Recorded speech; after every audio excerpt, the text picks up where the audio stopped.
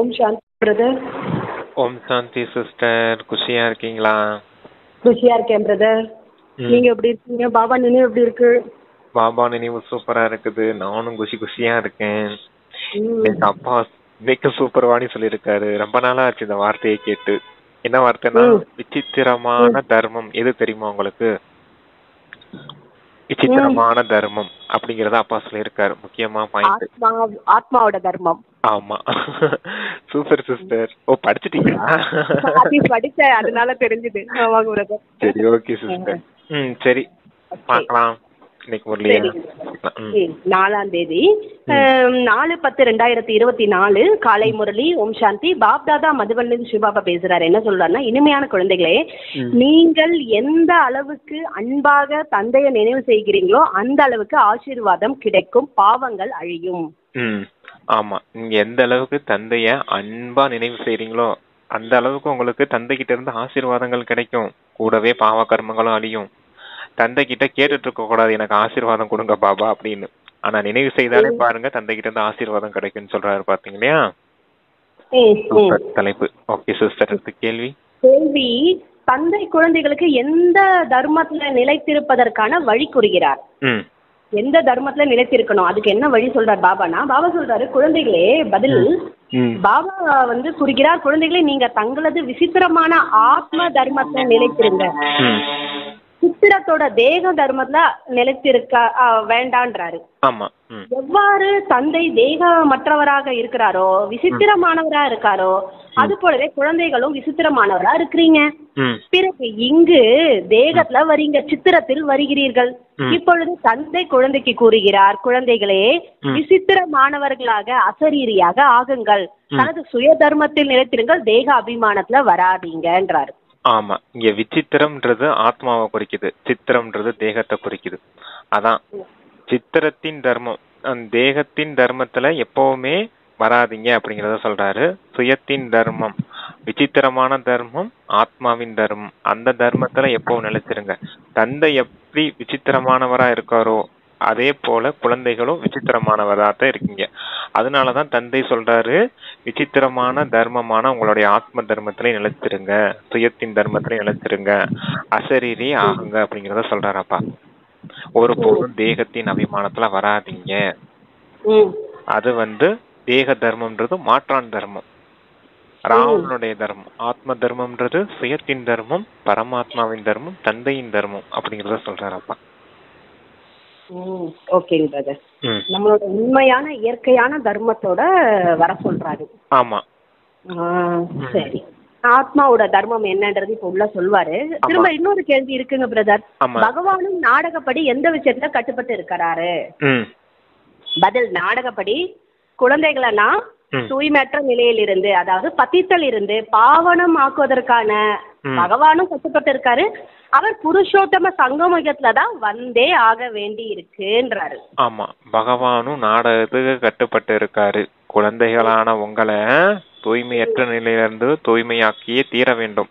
அதுக்காகத்தான் தந்தை வர வேண்டி இருக்குது. அவர் வரக்கூடிய நேரம் புருஷோத்தம சங்கமயுகமா இருக்குது.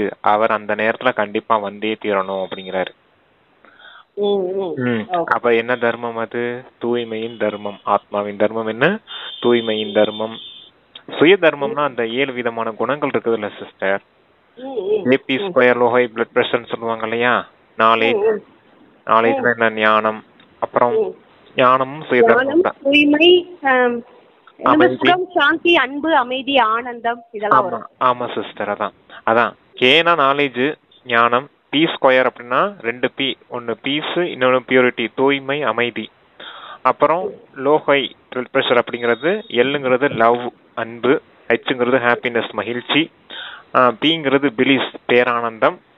அப்புறம் இன்னொரு P வரும், அது ப்ரெஷர்னு சொல்லுவாங்க. அது என்னதுன்னா பவர்னு சொல்லுவாங்க. ப்ரெஷருக்கு P வருது இல்லையா? ஆமா, பவர். அந்த 8 விதமான சக்தி, இது எல்லாமே ஆத்மாவின் சுய தர்மமா இருக்குது. அப்ப இந்த நிலையெல்லாம் குழந்தைங்களுக்கு இல்லாம போயிடுச்சு.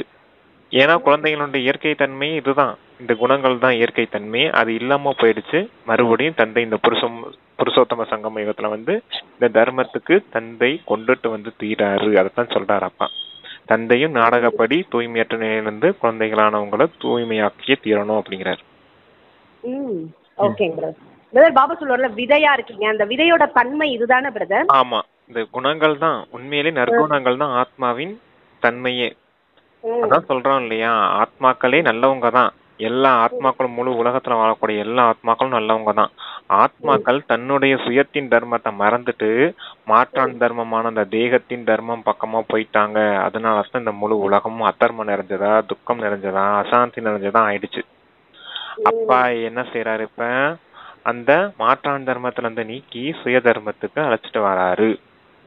சுயதர்மத்துக்கு அழைச்சிட்டு வந்தா மறுபடியும் இந்த உலகம் நன்மை நிறைந்த உலகமா மாறிடும் இல்லையா? ஏன்னா ஆத்மாக்கள் தன்மையே நன்மை செய்யக்கூடியதானே. ஆமா, அதான் சொல்றாருப்பா. சரிங்க பிரதர். அப்புறம் ஓம் சாந்தி சொல்லி பாபா என்ன சொல்றாருன்னா, நான் தந்தை வந்து ஆன்மீக கொள்கைக்கு புரிய வைக்கிறாரு. புரிய வைக்கிறது தந்தை சுயம் பகவான் ஓம் சாந்தி என்று கூறுகிறார். எப்பொழுது ஓம் சாந்தி என்று கூறப்படுகிறதோ அப்பொழுது தனது ஆத்மாவோட சுய தர்மத்துல அறிமுகம் கொடுக்கப்படுகிறது. ஆக தானாகவே தந்தையோட நினைவு வந்து விடுகிறது. ஏனெனில் ஒவ்வொரு மனிதனும் பகவானை தான் நினைவு செய்கிறார்கள். பகவானோட முழு அறிமுகம் கிடையாது, அவ்வளவுதான். முழு அறிமுகம் இல்ல, ஆனா நினைக்கிறாங்க, அவ்வளவுதான்றாரு. தனது மற்றும் ஆத்மாவோட அறிமுகம் கொடுப்பதற்காக தான் இப்ப பகவான் வருகிறார். பகவான் தான் பதித்த பாவனன் என்று கூறப்படுகிறார். பதித்தம் இருந்து பாவனம் ஆக்குவதற்கு பகவானும் நாடகத்துல கட்டுப்பட்டு இருக்காரு. அவரும் புருஷோத்தம சங்கமுகத்துல வர வேண்டி இருக்கு. சங்கமுகத்தை பற்றி புரிய வைக்கிறாரு. பழைய உலகம் மற்றும் புது உலகத்தின் இடையில் தான் வந்து அனைத்தையும் தந்தை சொல்கிறார். பழைய உலகம் மரண உலகம், புது உலகம் அமரலோகம் என்று கூறப்படுது. மரண உலகில் ஆயுள் குறைவா இருக்கும் என்பதை நீங்கள் இப்போது புரிந்திருக்கிறீங்க. திடீர் மரணங்கள் கூட ஏற்பட்டு கொண்டிருக்கு, அது அமரலோகமாகும். அங்கு திடீர் மரணம் எல்லாம் ஏற்படாது. ஏன்னா தூய்மையா இருக்கிறீர்கள். அசுத்தத்தின் மூலம் கலப்படமானவர்களாக ஆகிறீர்கள் மற்றும் ஆயுளும் குறைந்து விடுகிறது. உங்களுக்கு பலமும் குறைந்து விடுது. சத்தியுகத்துல தூய்மையா இருக்கிற காரணத்தால் கலப்படமற்றவர்களாக இருப்பார்கள். பலமும் அதிகமா இருக்கும். பலமின்றி ராஜ்யத்தை எவ்வாறு அடைந்திருப்பார்கள்? அவசியம் அவர்கள் தந்தையிடமிருந்து ஆசீர்வாதம் அடைந்திருக்க வேண்டும். தந்தை சர்வசக்திவான், தந்தை சர்வசக்தி வாய்ந்தவர். ஆசீர்வாதம் எவ்வாறு அடைந்திருப்பார்? என்னை நினைவு செய்யுங்க என்று தந்தை கூறுகிறார். ஆக யார் அதிகமா நினைவு செய்யறாங்களோ அவங்க தான் ஆசீர்வாதம் அடைந்திருப்பார்கள். ஆசீர்வாதம் என்பது கேட்டு பெறக்கூடிய விஷயம் எல்லாம் கிடையாது. இது முயற்சி செய்ய வேண்டிய விஷயமாகும். எந்த அளவுக்கு அதிகம் நினைவு செய்யறீங்களோ அந்த அளவுக்கு அதிகமா ஆசீர்வாதம் கிடைக்கும். அதாவது உயர்ந்த பதவியும் கிடைக்கும். நினைவு செய்யவில்லை எனில் ஆசீர்வாதம் கிடைக்காது. லௌகீக தந்தை ஒரு பொழுதும் குழந்தைகளிடத்தில் என்னை நினைவு செய்யுங்க என்று கூற மாட்டார். அது சிறிய வயதில் இருந்து தானாகவே அம்மா அப்பா என்று கூறிக்கொண்டுதான் இருக்கிறது. இந்திரங்கள் சிறியதாக இருக்கும். பெரியவர்கள் ஒரு பொழுதும் அப்பா அம்மா என்றோ அம்மா அம்மா என்றோ கூற மாட்டார்கள். அவர்களது புத்தியில இவர்கள் எனது தாய் தந்தை என்று இவர்களிடத்திலிருந்து நமக்கு ஆஸ்தி அடைய வேண்டும் என்பது புத்தியில் தானாகவே வருகிறது.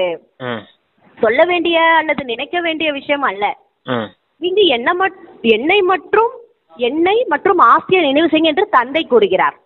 எல்லைக்குட்பட்ட சம்பந்தங்களை விட்டுவிட்டு இப்பொழுது எல்லையற்ற சம்பந்தங்களை நினைவு செய்ய வேண்டும். நமக்கு நல்ல நிலை கதி ஏற்பட வேண்டும் என்று அனைத்து மனிதர்களும் விரும்புகிறார்கள். நல்ல கதி என்று முக்தி தாமம் கூறப்படுகிறது. மீண்டும் சுகதாமத்துக்கு வருவதுதான் சத்கதி என்று கூறப்படுது. யார் முதலில் வருகிறார்களோ அவர்கள் அவசியம் சுகம் மட்டுமே அடைவார்கள். தந்தை சுகம் கொடுப்பதற்காகவே வருகிறார். ஏதாவது ஒரு விஷயம் கடினமாக இருக்கும்போதுதான் அது உயர்ந்த படிப்பு என்று கூறப்படுகிறது. எந்த அளவுக்கு உயர்ந்த படிப்போ அந்த அளவுக்கு கடினமாகவும் இருக்கும். இது வரைக்கும் சொல்லுங்க. அதான் என்ன விஷயம் அப்படின்னா, ஆத்ம உணர்வுல நீங்க வாங்க அப்படின்றத சொல்றாரு. முக்தி அடையணும் அப்படின்னா நீங்க ஆத்ம உணர்வுல இருந்தா தான் தூய்மையாக முடியும். தந்தையை நினைவு செய்தாதான் உங்களுக்கு ஆசீர்வாதம் கிடைக்கும். ஆசீர்வாதத்தின் அடிப்படையில தான் உங்களுக்கு முக்தியின் பதவி கிடைக்குது. ஜீவன் முக்திக்கு நீங்க போக வேண்டியது இருக்குது. அப்ப லட்சுமி நாராயணன் எப்படி அந்த பதவி அடைஞ்சிருப்பாங்க? தந்தை கிட்ட இருந்து கண்டிப்பா அவங்களுக்கு ஆசீர்வாதம் கிடைச்சிருக்கும். அப்ப ஆசீர்வாதம் கிடைச்ச அளவுக்கு அவங்க என்ன முயற்சி செய்தாங்க? சங்கம் யுகத்துல தந்தை கொடுத்த ஞானத்தின் அடிப்படையில தூய்மையாயிருக்காங்க தந்தையை நினைவு செய்து. அதைத்தான் சொல்றாரு அப்பா. அப்ப இது ரொம்ப புரிஞ்சுக்க வேண்டிய விஷயம். அடுத்தவங்க கிட்ட நீங்க அப்பா கிட்ட ஆசீர்வாதம் கேட்கணும் அப்படிங்கறது அவசியம் கிடையாது. தந்தையை நினைவு செய்ய ஆட்டோமேட்டிக்கா ஆசீர்வாதம் உங்களுக்கு கிடைச்சிட்டே இருக்கும். அதன் அடிப்படையில தான் இந்த விஷயங்களை அடைய போறீங்க அப்படிங்கறத சொல்றாரு.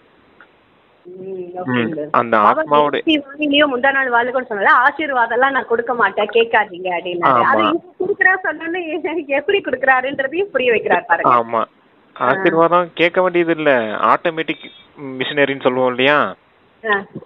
சாப்பாடு சாப்பிட்டா ஆட்டோமேட்டிக்கா செரிமானம் ஆயிடும் இல்லையா. அது போல நினைவு செய்யுங்க, ஆட்டோமேட்டிக்கா உங்களுக்கு ஆசீர்வாதம் கிடைக்கும், ஆட்டோமேட்டிக்கா உங்க பாவ கர்மா அழியும். இதுதான் ஆட்டோமேட்டிக் மிஷினரி.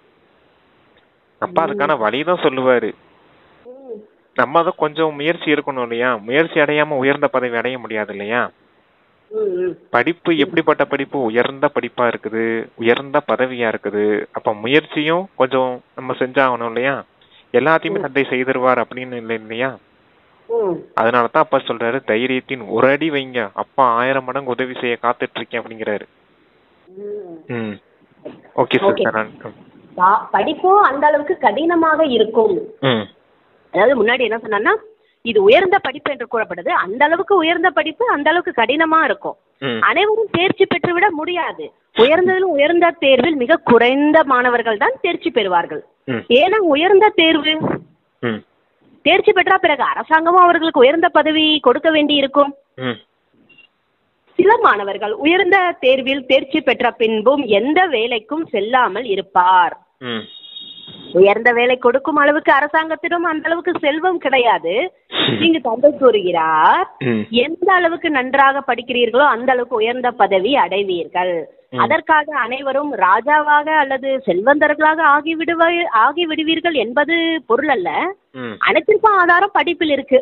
பக்தியை கல்வி என்று கூறுவது கிடையாது. இது ஆன்மீக ஞானம். ஆன்மீக தந்தை புரிவிக்கிறார், கற்பிக்கிறார். எவ்வளவு உயர்ந்த கல்வி குழந்தைக்கு கடினமாக இருக்குது.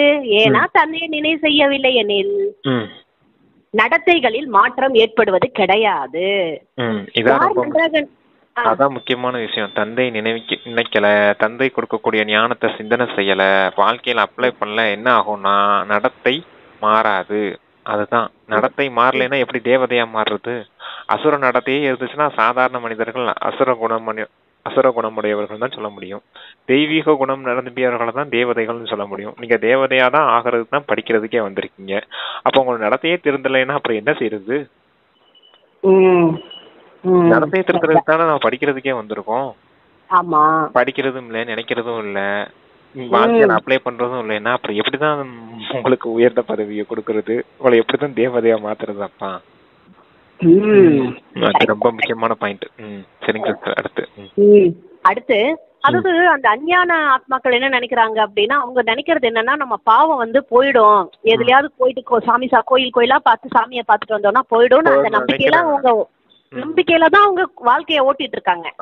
ஆனா பாபா சொல்றது என்ன விஷயம்னா, நினைச்சாதான் போகுன்றாரு. அது நமக்கு சொல்லி கொடுக்கறாரு. அவங்க தேகத்தின் அபிமானத்திலே இருக்காங்க, தேகத்தின் தர்மத்துல. மனிதர்கள் சொல்லி வச்சது இல்லையா, அந்த கோயில் கட்டினது யாரு, மனிதர்கள் தான் கட்டினாங்க. சாஸ்திரத்தை எழுதினது யாரு, மனிதர்கள் தான் செஞ்சாங்க. மனிதர்கள் வழி பின்னாடி போனா எப்படி பாவ கர்மங்கள் அழியும். நேரடியா இறைவனே வந்தாதானே, அவர் சொல்லக்கூடிய வழிபடி நடந்தாதானே பாவ கர்மங்கள் அழியும். அது கீதையிலயுமே சொல்லிருக்காங்க, சாஸ்திரத்திலயுமே சொல்லதான் பட்டிருக்குது. நான் எப்ப வரணும் அப்பதான் நான் எப்ப வரணும் அப்பதான் உங்களுக்கு நல்ல கதி ஏற்படும் அப்படின்னு. அப்ப இறைவன் எப்ப வந்தாருன்னு யாருக்குமே தெரியல, சிறைய பார்த்துல வணங்கிக்கிட்டு இருக்காங்க. அதுலயும் சொல்லிட்டாங்க, இறைவன் சர்வ வியாபியா இருக்காரு, கல்லுல இருக்காரு, முள்ளுல இருக்காரு, சிலைக்குள்ள இருக்காரு, அதுக்குள்ள இருக்காருன்னு. அப்பா சொல்றாரு, இங்க அதுக்குள்ள எல்லாம் இருக்காருல நான் இல்ல, நான் சர்வ வியாபியே கிடையாது அப்படிங்கறத சொல்றாரு. சர்வ வியாபியா இருக்கிறது ராவணன் தான். 5 விகாரங்களும் எல்லாருக்குள்ளயும் இருக்குது, எல்லாம் முழு உலகம் நிரம்பி இருக்குது அப்படிங்கிறாரு. எல்லா இடத்துலயும் இருக்கு பிரதர், மூல முடுக்குல கூட தான் இருக்குது அதோட வைப்ரேஷன். ஆமா, அதான் மாயை தான் முழு உலகமும் சர்வ வியாபியா இருக்குது.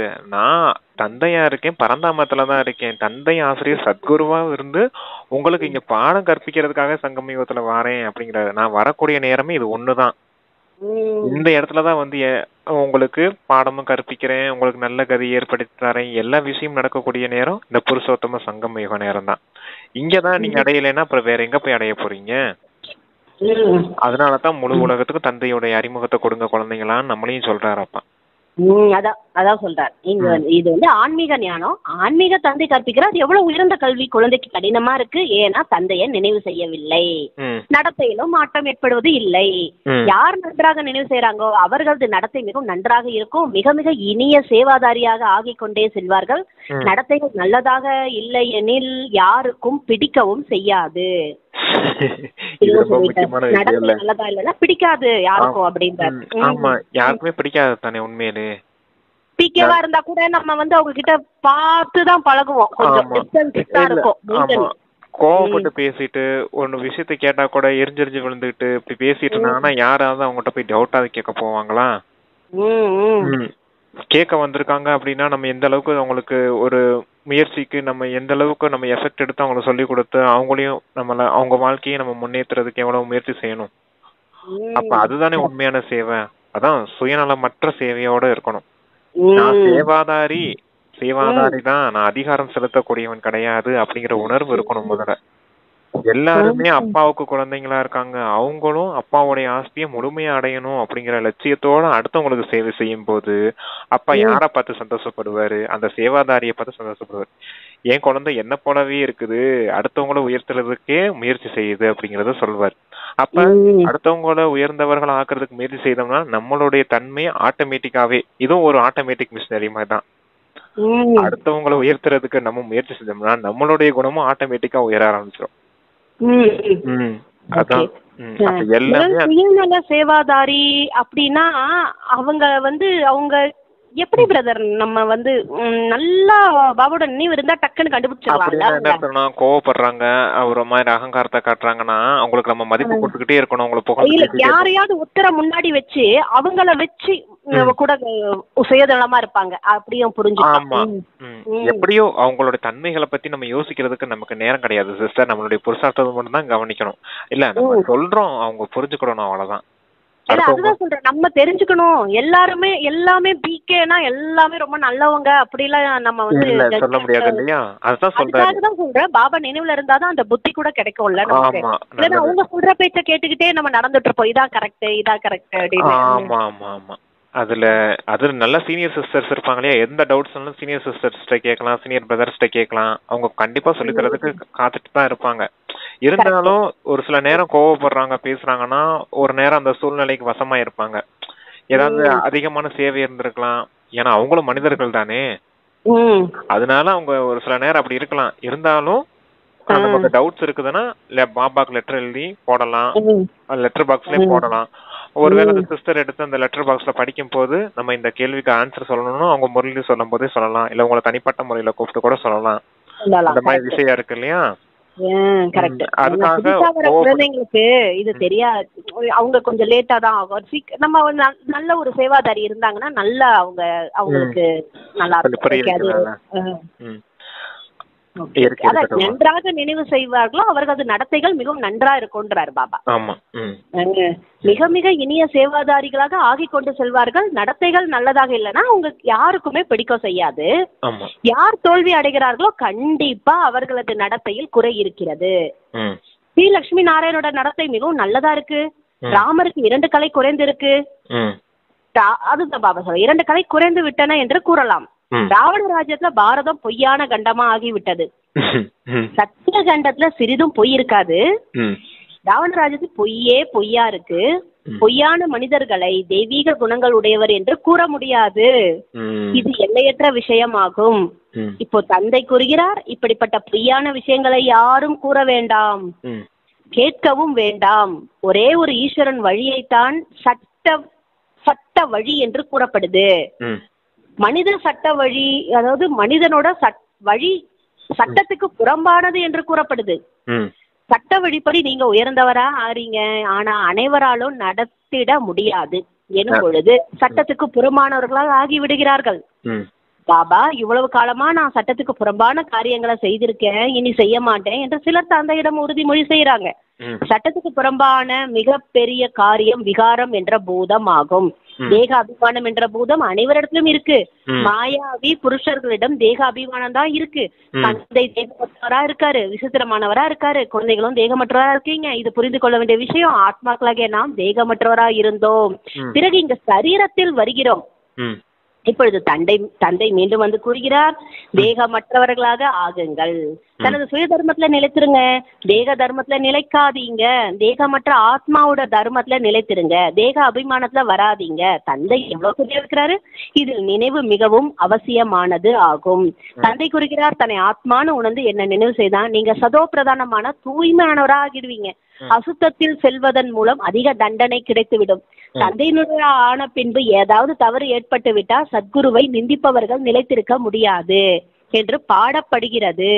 ஒருவேளை நீங்கள் எனது வழிப்படி நடந்து தூய்மையாக ஆகவில்லை எனில் 100 மடங்கு தண்டனை அனுபவிக்க வேண்டி இருக்கும். விவேகம் செலுத்த, அதாவது விவேகம் சிந்திக்க வேண்டும், விவேகமாக சிந்திக்க வேண்டும். என்னால் நினைவு செய்ய முடியவில்லை எனில் அந்த அளவுக்கு உயர்ந்த பதவி அடைய முடியாது. முயற்சிக்காக நேரம் கொடுக்கிறார், என்ன அதாவது முயற்சிக்காக நேரமும் கொடுக்கின்றார். என்ன நிரூபணம் இருக்கிறது என்று உங்களிடம் கேட்கின்றனர். எந்த சரீரத்தில் வருகிறாரோ அந்த பிரஜாபிதா பிரம்மா மனிதர் அல்லவா? சரீரத்துக்கு தான் மனிதர்கள் பெயர் வைக்கிறாங்க. சிவபாபா மனிதனா கிடையாது, தேவதையாவும் கிடையாது, சுப்ரீம் ஆத்மா என்று அவர் கூறப்படுகிறார். அவர் பத்தித்தமாகவோ பாவனமாகவோ ஆவதும் கிடையாது. என்ன நினைவு செஞ்சா அவங்க பாவம் அழியும் என்று புரிய வைக்கிறாரு. நீங்க சதோ பிரதானமா இருந்தீங்க, இப்போ தமவாயிட்டீங்க, மீண்டும் சதோ பிரதானம் ஆவதுக்கு என்ன நினைவு செய்யுங்க என்று தந்தை மீண்டும் புரிய வைக்கிறாரு. இந்த தேவதைகளோட தகுதி எப்படி இருக்கிறது என்பதை பாருங்க. மேலும் அவர்களிடத்து கருணை வேண்டுபவர்களையும் பாருங்க எப்படி இருக்கிறாங்க. ஆச்சரியமா இருக்கு. நான் எப்படி இருந்தோம், 84 பிறவி எவ்வளவு வீழ்ச்சி அடைந்து முற்றிலும் கீழே விழுந்து விட்டோம். ஆமா, ஆத்மாக்கள் எப்படி இருந்துச்சு சத்துவ நிலையில இருக்கும்போது, தேவி தேவதைகளா இருக்கும்போது பாருங்க எவ்வளவு தூய்மையானவரா பூஜைக்குரியவரா இருந்தீங்க. அப்படிப்பட்டவங்கள தான் சிலை ரூபத்துல வச்சு வழிபட்டுட்டு வந்திருக்காங்க. அப்ப பாருங்க பக்தர்களை பாருங்க, அவங்க கிட்டதான் போய் கருணை வேண்டிட்டு இருக்காங்க, துக்கத்துல இருந்து எங்களை விடுவீங்க, சுகம் கொடுங்க அப்படின்லாம் வேண்டிட்டு இருக்காங்க. ஆனா ஆத்மாக்கள் சத்துவ நிலையில இருந்துச்சு. அப்படிதான் நம்ம இருந்தோம், தேவி தேவதைகளா தான் நம்ம இருந்தோம். ஆனா அவங்களே ரஜோ நிலையில இறங்கி தமோ நிலையில இறங்கினதுக்கு அப்புறம் தான் இப்படி வேண்டிக்கிட்டு இருக்க வேண்டியதா ஆயிடுச்சு அப்படிங்கிறத சொல்றாருப்பாங்க. அப்ப ஆத்மாக்கள் சத்துவ ரஜ தமோ நிலையில இறங்கிட்டுச்சு. இப்ப தமோ நிலையில இருந்து தந்தை மறுபடியும் சத்துவ நிலைக்கு உயர்த்துறதுக்காக வந்திருக்கேன் அப்படிங்கிறார். ரொம்ப முக்கியமான பாயிண்ட் அது. தமோ நிலையிலிருந்து சத்துவ நிலைக்கு உயர்த்துறாரு. பொய்யான கண்டத்துல இருந்து சத்திய கண்டத்துக்கு அப்பா அழைச்சிட்டு போறதுக்காக வந்திருக்காரு. ராவண ராஜ்யத்துல இருந்து ராமராஜ்யத்துக்கு அழைச்சிட்டு போறாரு. நரகத்தை சொர்க்கமா மாத்துறாரு. எல்லாமே அதே பாயிண்ட் தான். ஆனா வார்த்தைகள் தான் வேற வேறையா இருக்கும். இதுல ஒண்ணு சொல்றாரு பாருங்க, 100 மடங்கு தண்டனை கிடைக்கும். ஆமா, தந்தையை நினைவு செய்யலைன்னா உங்களுடைய நடத்தை திருந்தாதுன்னு முதல்ல சொன்னாரு. உங்க பாவ கர்மங்களும் அழியாதுன்னு அடுத்து சொல்றாரு. பாவ கர்மங்கள் அழியலைன்னா 100 மடங்கு தண்டனையும் கிடைக்க வேண்டியதா இருக்கும் அப்படிங்கறத சொல்றாரு. அப்புறம் எத்தனை விஷயங்கள் வரிசையா வருது பாருங்க ஒழுங்கா நினைவு செய்யலைங்கிறதுல. நடத்தை திருந்தாது. பாபாவோட ஞானம் தெரிஞ்சுதான் நம்ம தப்பு பண்ணா அதான் 100 மடங்கு தண்டனை நமக்கு. ஆமா ஆமா, நமக்கு 100 மடங்கு தண்டனை கிடைக்கும். அவங்களுக்கு அதே மாதிரி தண்டனை கிடைச்சே தீரும் இல்லையா? அவங்க செய்த பாவத்துக்கான தண்டனையாவது கிடைக்கும் இல்லையா?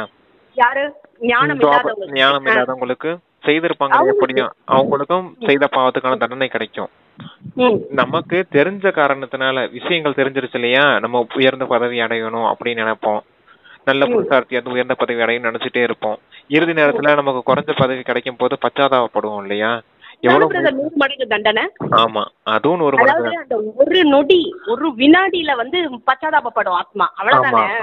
ஆனா அது ரொம்ப மோசம், அவ்வளவுதானே சொல்றோம். ஆனா அது எவ்வளவு பெரிய தண்டனைன்றத அனுபவிக்கிறவங்க தெரியும் அப்போ. ஆமா, ஏன்னா சிஸ்டர் இந்த கல்பத்துல நம்ம தோத்துட்டோம். அடுத்த கல்பத்துல நம்ம தோத்துருவோம் இல்லையா? ஆமா, அடுத்த ஒவ்வொரு கல்பத்திலும் நம்ம தோத்துருவோம் இல்லையா? ஆமா, நினைக்கும் போது வருத்தமா இருக்காதா? ஒவ்வொரு கல்பத்திலையும் நான் முயற்சி பண்ணி இவ்வளவு முயற்சி பண்ணி தோத்துதான் போயிட்டேனா அப்படிங்கிறது எவ்வளவு பெரிய வருத்தமான விஷயம். அதான் 100 மடங்கு தண்டனைங்கிறார். கல்பமா நான் தோத்துதான் போனேனா அப்பா நினைச்சு அப்படிங்கிறது நினைக்காம விட்டு தோத்து போயிட்டேனா அப்படிங்கிறது தானே. அதான் வருத்தப்பட வேண்டியதான் இருக்கும், பச்சாதாபப்படுவீங்க அப்படிங்கிறார். நினைச்சிட்டே இருந்தா ஏன் அப்படின்னா சத்தியோகன்ற பாவாத ஜஸ்ட் உணர்றவங்க முயற்சி பண்றாங்க. சத்தியோகம் நமக்கு வந்தா வருது இல்ல, ஆனா கடைசியில பாவ காட்சி காமிக்கும் போது அதோட உணர்வு நிறைய தெரியும். அப்படிதானே? ஆமா சார், நமக்குள்ளே இவ்வளவு அழுக்கு இருந்துருச்சா, நம்மளும் கவனிக்காம விட்டுட்டோமே, நமக்கிட்ட நடத்த திருந்தாம இருந்துச்சா, இதுதான் விஷயங்கள்லாம் அப்பா புரிய வச்சு நான் புரிஞ்சுக்கிடாம விட்டுட்டேனே அப்படிங்கிற நிறைய விஷயம் இருக்குது சிஸ்டர். அதெல்லாம் புரிஞ்சுக்காம விட்டுட்டோமேன்ற வருத்தம் இருக்கும். கரெக்ட். நம்ம தெரிஞ்சுக்காம அதை உணராம விட்டுட்டோமே நம்ம. ஆமா, பாபா சொன்னதை புரிஞ்சுக்கலையேன்னு வருத்தப்படுவாங்க. அப்ப நம்ம நேரத்தை வீணடிக்கிறோம். சும்மா ஹாயா படுத்து தூங்குறது, டிவி பாக்குறது, சீரியல் பாத்துட்டு இருக்குது, டிவி சினிமா பாத்துக்கிட்டு இந்த உலகில் விஷயங்கள் பின்னாடியே சுத்திட்டு இருந்தது. இந்த விஷயமும் காட்சி கிடைக்கும் இல்லையா? இவ்வளவு நேரத்தை நான் வேஸ்ட் பண்ணிட்டேன், இந்த நேரத்துல நான் இந்த விஷயத்த செஞ்சிருந்தா கூட எனக்கு நல்ல பதவி கிடைச்சிருக்குமே அப்படிங்கறதெல்லாம் யோசிக்கிறதுக்கு தோணும் இல்லையா? கரெக்ட்டுங்க பிரதர். ஆமா. எதனால உங்க பதவி குறையுதுன்றதையும் காமிப்பார் இல்லையா? ஆமால. ஆமா, கரெக்ட். ஏன்னா எவ்வளவு பாவம் பண்ணிருக்கோம், அப்ப எவ்வளவு நினைக்கணும், கிடைக்கிற டைம் நினைக்காம நம்ம விட்டுட்டோம் அப்படின்னா அப்புறம் பாவம் போகாது, பதவியும் கிடைக்காது. சரிங்க பிரதர். எது மாறுதோ இல்லையோ சிஸ்டர், குணங்கள் நல்ல விதமா நடத்தை மாறிச்சுனாலே சந்தோஷமா தான் இருப்போம். ஏன்னா அடுத்த மனிதர்கள்கிட்டயும் நல்ல குணங்களோட இருக்கும்போது அவங்களுக்கும் நம்ம நிறைய ஆசீர்வாதங்கள் கொடுப்பாங்க. நம்மளுடைய குணங்கள் நல்ல விதமா மாறிச்சுன்னா அப்பா கிட்ட இருந்து நமக்கு ஆசீர்வாதங்கள் கிடைக்கும், நிறைய கிடைக்கும் சொல்லியிருக்காரு. ஆமா, குணங்களை நம்ம கடைபிடிக்க ஆரம்பிச்சிட்டோம்னாலே அந்த குணங்கள் கடைபிடிக்க குணங்கள் யாருது, தந்தை கொடுத்த குணங்கள்ன்ற நினைவு இருக்கும்போது தந்தையின் நினைவு ஆட்டோமேட்டிக்கா இருந்துகிட்டே இருக்கும். எல்லாமே நற்குணங்களின் அடிப்படையில தான் இருக்குது. லட்சுமி நாராயணன் யாராவது காசு பணம் நிறைய வச்சிருக்கவங்கள லட்சுமின்னு யாருமே சொல்ல மாட்டாங்க. பணம் நிறைய வச்சிருக்காங்கப்பா அவங்கள லட்சுமின்லாம் யாரும் சொல்ல மாட்டாங்க. யாரு குணவதியா இருக்காங்களோ அவங்களதான் லட்சுமி மாதிரி இருக்காங்க அப்படின்னு சொல்லுவாங்க. மகாலட்சுமி போல குணம் இருக்குது உனக்கு அப்படின்னு சொல்லுவாங்க. காசு பணம் நிறைய வச்சிருந்து என்ன பிரயோஜனம்? பணக்காரங்க வேணா சொல்லுவாங்க, கோடீஸ்வரங்க வேணா சொல்லுவாங்க, லட்சுமின்னு யாரும் சொல்ல மாட்டாங்க.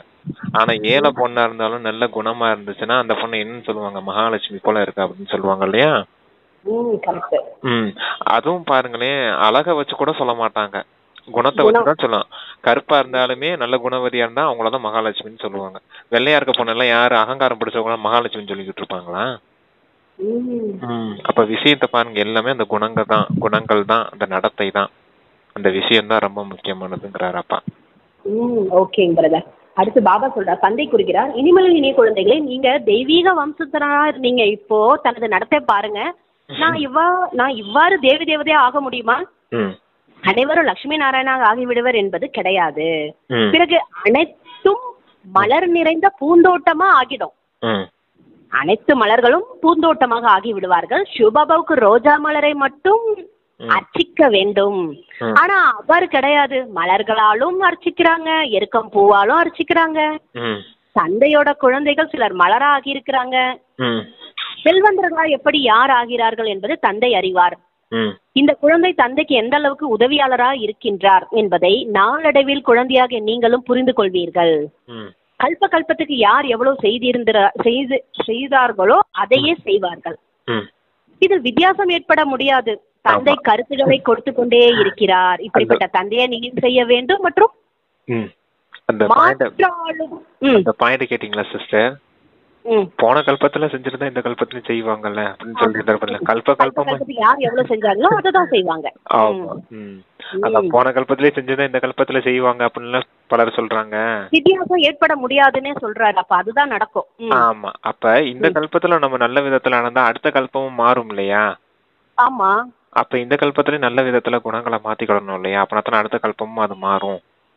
போன கல்பத்தையே நினைச்சுட்டு இருக்க கூடாது இல்லையா? போன கல்பத்துல செஞ்சிருந்தா இந்த கல்பத்துல மாறிடுவேன் அப்படிங்கறது எல்லாம் இல்ல இல்லையா? இந்த கல்பத்துல அப்பா வாய்ப்பு கொடுத்திருக்காரு, இந்த செகண்ட் வாய்ப்பு கொடுத்திருக்காரு இல்லையா? இப்ப நம்ம அவங்களுக்கு தானே பிரதர் டச் ஆகும். நான் இந்த கல்பத்துல செஞ்சே தீருவேன்ற முயற்சி பயங்கரமா வேகத்துல செய்யறவங்க கூட கல்பமா செஞ்சவங்க தான். அந்த இந்த மாதிரி உணர்வுகள் தான் பச்சாத்தாப நேரத்துல வரும். புரிஞ்சுதான் உங்களுக்கு, நான் கல்பமா தோத்துதான் போயிட்டேனா அப்படின்னு. சொர்க்கத்துக்கு போக முடியலையே. போகலாம், சொர்க்கத்துக்குள்ள எல்லாரும் போயிடலாம் சிஸ்டர். பதவி வித்தியாசம் இருக்கு இல்லையா? இப்ப நான் கலெக்டர் பதவியில போய் உட்காரணும் நானு, சரியா? நான் ஐஏஎஸ் எக்ஸாம் படிச்சிருக்கேன்னு வச்சுக்கோங்க. ஐஏஎஸ்ங்கிறது ஒரு சாதாரண எக்ஸாம் தான், அப்பாவை கொடுக்கக்கூடிய ஆஸ்திக்கு முன்னாடி பொதுவா வச்சுக்கோங்க. நான் ஐஏஎஸ் போஸ்டிங் படிச்சுட்டு ஐஏஎஸ் ஆகணும். நானு ஐஏஎஸ் போஸ்டிங் கவர்மெண்ட்ல இருந்து எனக்கு கொடுக்காம பியூன் வேலை கொடுத்தா எனக்கு எப்படி இருக்கும்? புரிஞ்சுதா உங்களுக்கு? நான் கலெக்டருக்கு வேலைக்கு படிச்சுக்கிட்டு பியூன் வேலையை கொடுத்தா கவர்மெண்ட்ல இருந்து எனக்கு எப்படி இருக்கும்? அது போலதான் ஆயிடும். உயர்ந்த பதவி அடைய வேண்டியதுனா தாழ்ந்த பதவி அடையும் போது பச்சாத்தாபம் ஏற்படும் இல்லையா? அப்பா ஆனா சொர்க்கத்துக்குள்ள அப்பா நினைக்கக்கூடியவங்க, புருஷார்த்தம் பண்ணக்கூடியவங்க எல்லாரும் போயிருவாங்க, அது உண்மை, சரியா? அங்க பதவி வரிசை கிரமமா இருக்கும். அது இறுதி நேரத்துல அந்த பச்சாத்தாபம் ஏற்படுறதுக்கு காரணம் ஒழுங்கா நினைவு செய்யாம இருக்கிறது, அந்த நடத்தையை திருத்திக்கிடாம இருக்கிறது, அதுதான் கல்பகல்பதியா எவ்வளவு செஞ்சாங்களோ அதை செய்வாங்க. அதுல வித்தியாசம் ஏற்பட முடியாது. தந்தை கருத்துக்களை கொடுத்து கொண்டிருக்கிறாரு. இப்படிப்பட்ட தந்தையை நினைவு செய்ய வேண்டும் மற்றும் மாற்றாலும் செய்ய வேண்டும் அப்படின்னா மற்றவங்களையும் செய்ய வைக்க வேண்டும். ஆமா, பக்தி மார்க்கத்துல நீங்க ஈஸ்வரனோட பொருட்டு நிறைய செஞ்சீங்க. ஆனா ஈஸ்வரனை அறியாமலேயே செஞ்சீங்க. உயர்ந்தவர் பகவான் என்பதை மட்டும் புரிந்திருக்கிறீர்கள். பெரிய உருவம் பெயர் உடையவர் அவர் கிடையாதுன்றாரு. அவர் நிராகாரமானவர். பிறகு இங்கு சாகாரத்துல உயர்ந்ததிலும் உயர்ந்தவரும் இருக்கின்றனர். அவர்கள் பிரம்மா விஷ்ணு சங்கர தேவதைகள் என்று கூறப்படுகிறார்கள். பிரம்ம தேவயா நமக, விஷ்ணு தேவதாய நமக, பிறகு சிவ பரமாத்மாய நமக என்று கூறுகிறார்கள். ஆக பரமாத்மா உயர்ந்தவராக ஆகிவிடுகிறார் அல்லவா? பிரம்மா விஷ்ணு சங்கரரை பரமாத்மா என்று கூற மாட்டார்கள். பாருங்க, பிரம்மாவும் தேவதைன்னு தான் சொல்லியிருக்காங்க. பிரம்மா தேவதாய நமக, விஷ்ணு தேவதாய நமக, அவரையும் தேவதைன்னு தான் சொல்லியிருக்காங்க. சங்கரரை கூட தேவதாய நமகன்னு தான் சொல்லியிருக்காங்க. அப்ப எல்லாருமே தேவதைகளா இருந்திருக்காங்கன்னு அவங்களுக்கே புரிஞ்சிருக்குது. ஆனா சிவனை சொல்லும் போது மட்டும் தனிப்பட்ட முறையில எப்படி சொல்றாங்க? பரமாத்மா ஆய நமக அப்படின்னு சொல்றாங்க. அப்ப உயர்ந்ததிலும் உயர்ந்தவர் சிவபகவான் அங்கேயே நிரூபணம் ஆயிருக்குது. பாத்தீங்களா? அத பிரிச்சு பார்க்க கூட அவங்களுக்கு தெரியுது இல்ல? அப்படிங்கிற தெரியல. கரெக்ட். தெரியல, அவ்வளவுதான். தெரியலன்னு ஞானம் தெரியல. அதான் சொல்ற, பிரம்மா விஷ்ணு சங்கர பரமாத்மா என்று கூற மாட்டாங்க. வாயு சிவ பரமாத்மாய நமக என்றுதான் கூறுகிறார்கள். எனில் அவசியம் பரமாத்மா ஒருவராகத்தானே இருக்க வேண்டும். ஒருவராக தானே ஆகிவிடுகிறார் அல்லவா? தேவதைகளை நமஸ்கரிக்கிறார்கள். மனித லோகத்துல மனிதர்களை மனிதன் என்றுதான் கூற முடியும். அவர்களை பரமாத்மாய நமக என்று கூறுவது முழு அஞ்ஞானம் ஆகும். ஈஸ்வரன் சர்வவியாபி என்பது அனைவரோட புத்தியிலும் இருக்கிறது. பகவான் ஒரே ஒருவர் தான். அவர்தான் பதித்த பாவனன் என்று கூறப்படுகிறார் என்பதை இப்போது குழந்தையாக நீங்கள் மட்டும் புரிந்திருக்கிறீர்கள். அனைவரையும் பாவனமாக்குவது ஒரு பகவானோட காரியமாகும். உலகுக்கு குருவா எந்த மனிதனும் இருக்க முடியாது. குரு பாவனமாக இருப்பார் அல்லவா? உலகத்துக்கு குருன்னு யாரும் கிடையாது. குருவா இருந்தா அவர் பாவனமாவெல்லாம் இருக்கணும். பாவனமா தூய்மையானவங்க கூப்பிடுங்க பாப்போம், பாவனமா இருக்கிறாங்களான்னு. ஆமா, தூய்மையானவங்கள இருக்கணும் இல்லையா? அப்ப பாருங்க, எல்லாருக்கும் ஜென்மம் எதால கிடைச்சிருக்குது? விகாரத்தின் அடிப்படையில் ஜென்மம் கிடைச்சிருக்குது. அப்புறம் எப்படி அவங்கள தூய்மையானவங்கன்னு சொல்ல முடியும்?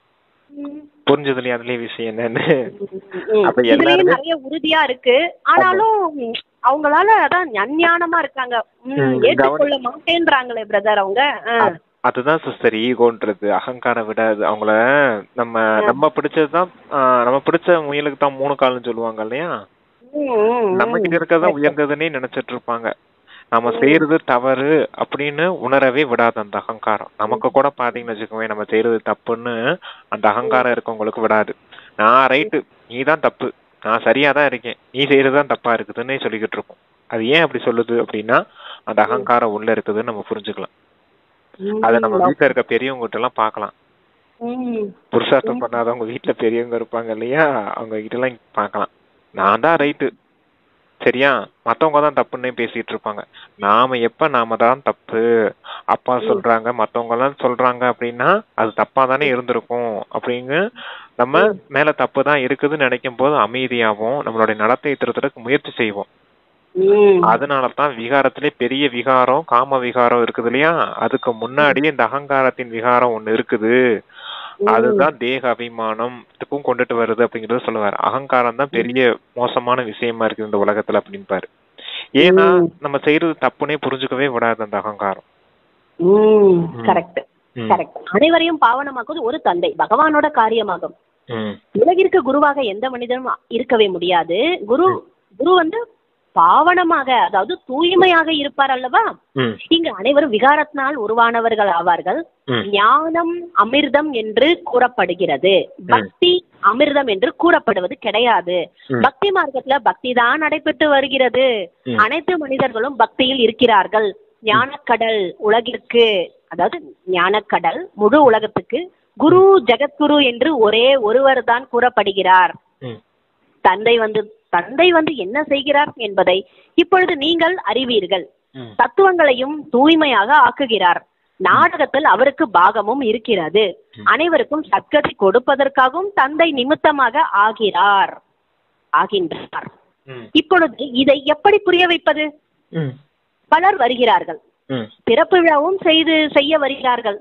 எனில் விநாசத்திற்கு முன்பே எல்லையற்ற தந்தையை அறிந்து கொண்டு அவரிடமிருந்து ஆசையை அடையுங்கள் என்று அழைப்பிதழ் கொடுக்கப்படுகிறது. அழைப்பிதழும் கொடுக்கப்பட வேண்டும்ன்றாரு.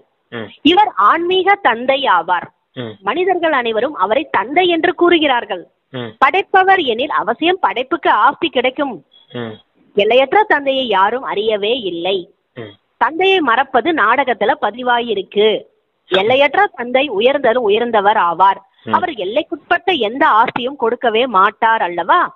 லௌகிக தந்தை இருந்தாலும் அனைவரும் எல்லையற்ற தந்தையை தானே நினைவு செய்யறாங்க. சத்தியுகத்துல அவரை யாருமே நினைவு செய்ய மாட்டார்கள்.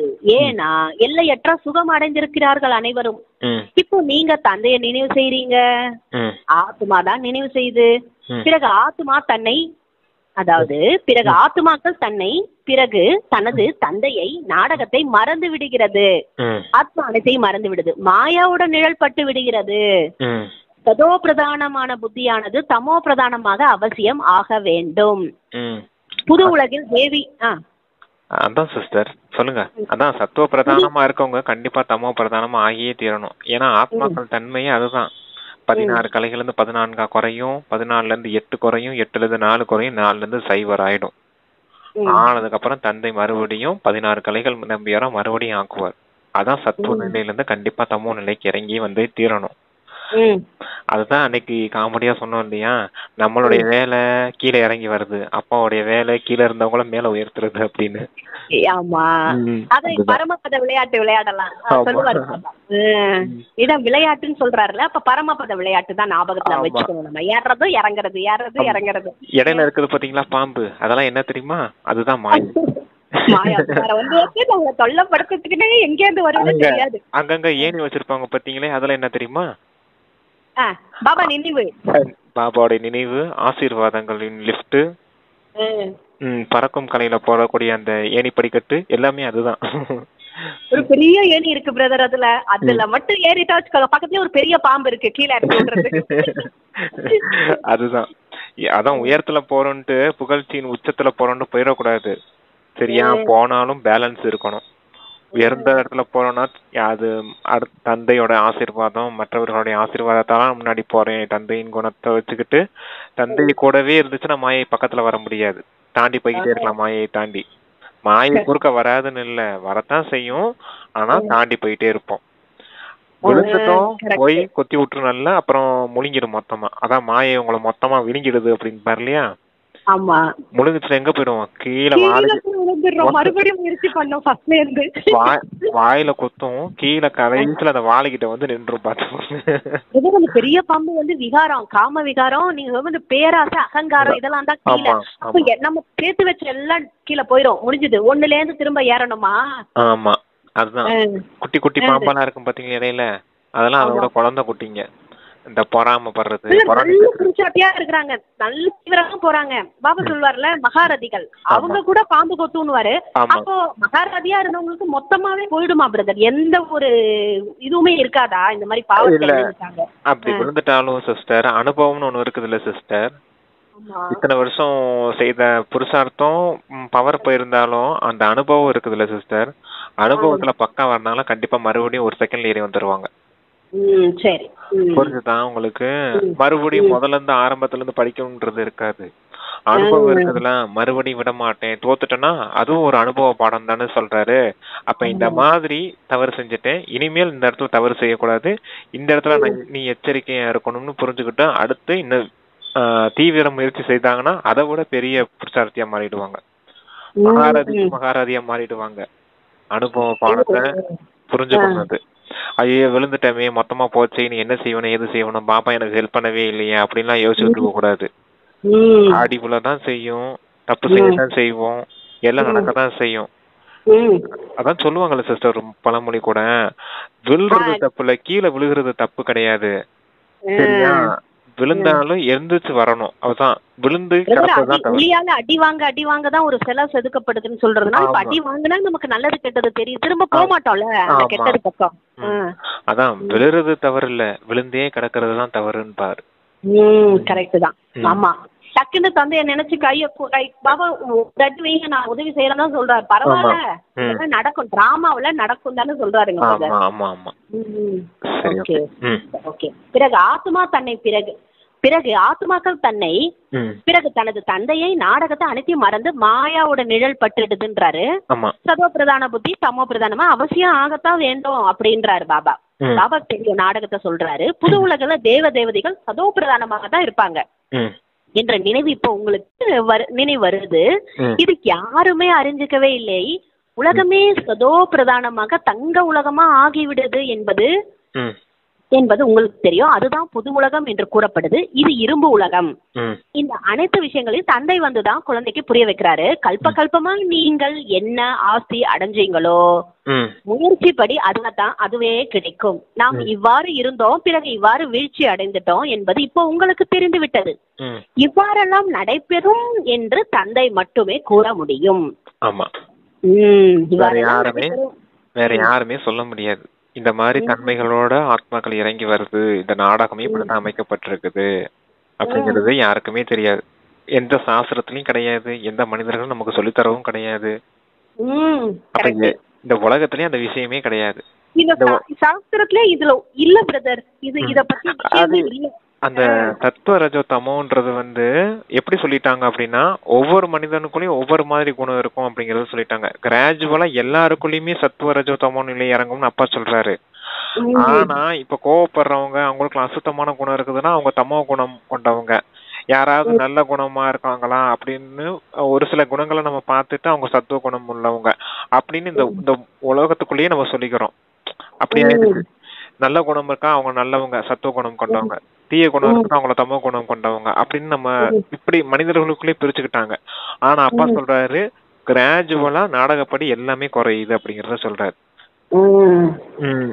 யுகமா கரெக்டா குறையுது அப்படிங்கறத சொல்றாரு. இப்பதுக்குள்ள கொஞ்சம் நல்ல குணம் இருக்கு, கெட்ட குணம் இருக்குது அப்படின்றதெல்லாம் கணக்கு கிடையாது. அப்படித்தான் சாஸ்திரத்துல எழுதி வச்சிருக்காங்க. இப்ப இந்த கலியுகத்துல இறுதியில எல்லாருமே தமோ பிரதானமான ஆத்மாக்கள் தான் சொல்றாரு அப்பா. என்ன புதுசா இந்த ஆத்மாக்கள் பரந்தாமத்துல இருந்து இறங்கி வந்திருக்கிறதுனால கொஞ்சம் புண்ணிய கணக்கு இருக்கிறதுனால கொஞ்சம் நல்ல குணம் இருக்கவங்களாவும் செல்வந்தர்களாவும் இருக்கிறது மாதிரி நமக்கு தெரியுது. அவ்வளவுதான் விஷயமே தவிர அவங்களும் தமோ பிரதானமான ஆத்மாக்கள் தான் அப்படின்னு புரிஞ்சுக்கணும்.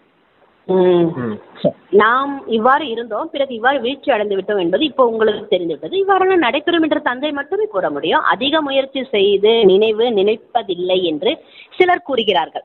அதிக முயற்சி செய்யறோம் பாபா, ஆனா நினைவு நிலைப்பதே இல்லைன்றாங்களாம். இதற்கு தந்தை சொல்கிறார், தந்தை மற்றும் ஆசிரியர் என்ன செய்ய முடியும், என்ன பண்ண முடியும் கேட்கிறார் பாபா. யாராவது படிக்கவில்லை எனில் ஆசிரியர் என்ன செய்ய முடியும்? ஆசிரியர் ஆசீர்வாதம் செய்தால் பிறகு அனைவரும் தேர்ச்சி அடைந்து விடுவார்களே. படிப்புல அதிக வித்தியாசம் இருக்குது.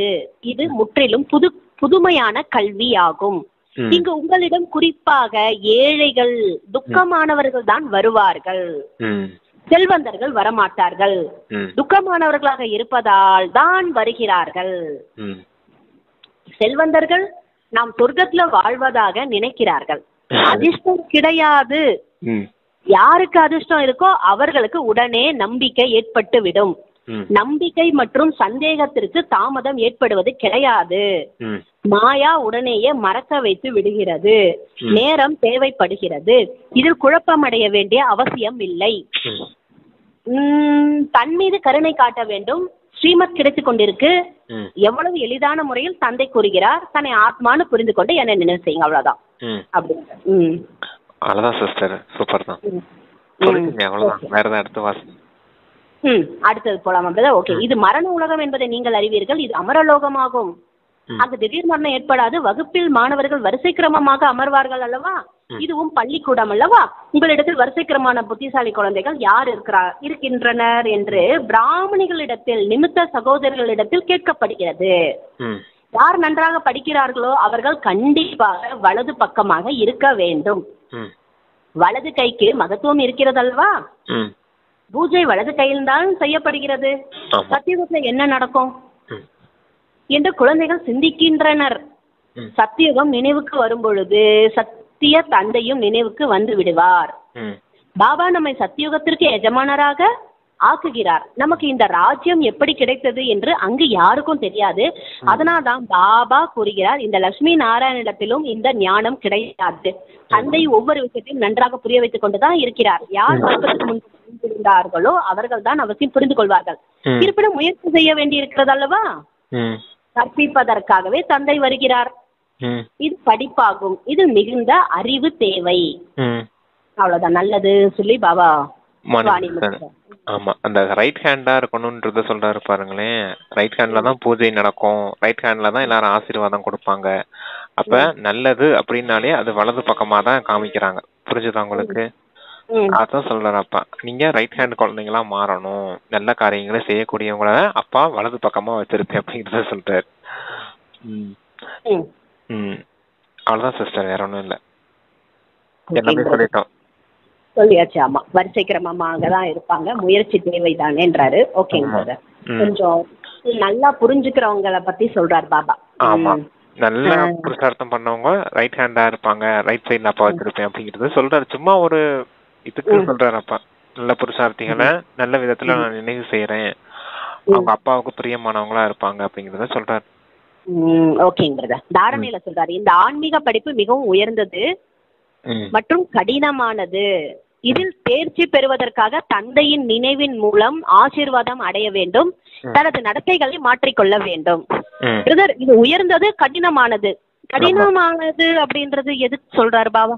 கடினமானதுன்னா தூய்மையாகிறது கடினமா இருக்குது, குணங்களை திருத்துறது கடினமா இருக்குதுல்ல சிஸ்டர். அத மென்ஷன் பண்ணி சொல்றாரு கடினமானதா இருக்குன்னு. படிப்பு உயர்ந்த படிப்பு, பகவான் சொல்றாரு படிப்பு உயர்ந்த படிப்பு, அது ஈஸியா தான் இருக்குது. ஆனா முயற்சி செய்யறப்ப கடினமா ஃபீல் பண்றாங்க இல்லையா? ஆரம்ப காலத்துல கொஞ்சம் கடினமா இருக்கதான் செய்யும். ஆனா பழகிட்டாங்க, சம்ஸ்காரம் உருவாயிடுச்சு அப்படின்னா நல்ல விதத்துல புருஷார்த்தி வந்துருவாங்க. அந்த ஆரம்ப காலத்துல மாயை விடாது தொந்தரவு செய்துட்டே இருக்கும் இல்லையா? மாயை செய்யறதுதான், முயற்சியில மாயை ஏற்படுத்தக்கூடிய தடை தான் கடினமா இருக்குது இல்லையா? அதை தாண்டி வர்றதுதான் கஷ்டமா இருக்குதுன்னு சொல்றாரு. ரெண்டாவது பாயிண்ட், இப்போ சட்டத்துக்கு புறம்பா எந்த காரியம் செய்யக்கூடாது. தேகமற்றவர்களாகி தனது சுய தர்மத்துல நிலைத்திருக்க வேண்டும் மற்றும் தேகமற்ற தந்தையின் சட்டப்படித்தான் நடக்க வேண்டும். வரதானத்துல சட்டம்ன்றது என்னது? ஸ்ரீமத் பாபா என்ன சொல்றாரு, அந்த சட்ட திட்டங்கள் வெளியில நம்ம எப்படி இருக்கணும், நம்ம தூய்மையா இருக்கணும் மனம் சொல் செயலால.